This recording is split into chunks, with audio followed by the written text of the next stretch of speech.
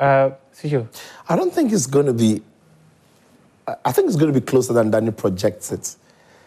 His crystal ball, the crystal ball he's using is very different from what I'm going to use. No. Oh, disclaimer. For this game, I'm not using a crystal ball. I'm using my own.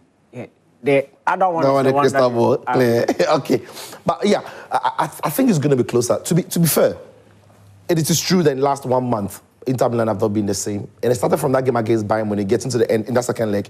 Lots of the players looked tired, some were cramping. Yeah. It carried on to the game against Bologna where Ossolini's brilliant goal was the only goal. They lost by a goal to nil. Then they lost to Milan by 3 goals in the Coppa Italia semis. Then it went on to the Roma game where they lost again to Roma 1-0. So Inter had gone, 3 games without scoring a goal and conceding about 6 goals in the process. That was not like Inter. But that was an Inter team going through a bad time, coming up against a Barca team that looked like they were flying, yet they were not blown away, right? So many people look at it from the Barca viewpoint that, oh, Barca got 3 goals, but Inter got 3 goals as well.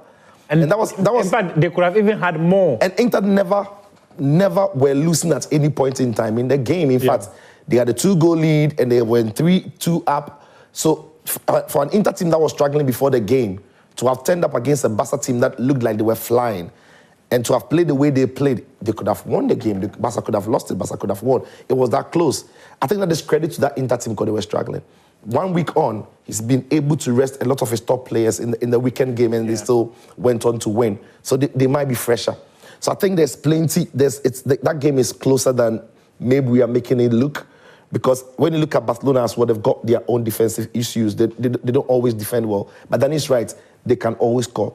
But when Inter switch up well and they can defend well, then it becomes a problem for teams. I think what has to improve for Inter in this game is their midfield need to be a lot more confident on the ball. They have the ability, they can do it. We've seen them do it before. That when they have the ball and they are not rushing, when they have the ball and they are able to skip past a press or 2, they can be devastating. And then Dumfries and then Carlos Augusto, Di Marco, whoever plays, is also going to be crucial in the way they carry the team forward. Because down the middle, they don't have the pace to get in behind the high line. But it is when their fullbacks are galloping that they can use them more. So I think it's a very close game. I lean towards the Italian side a little bit than the Spanish side, Barcelona. And it could go the way of Inter Milan.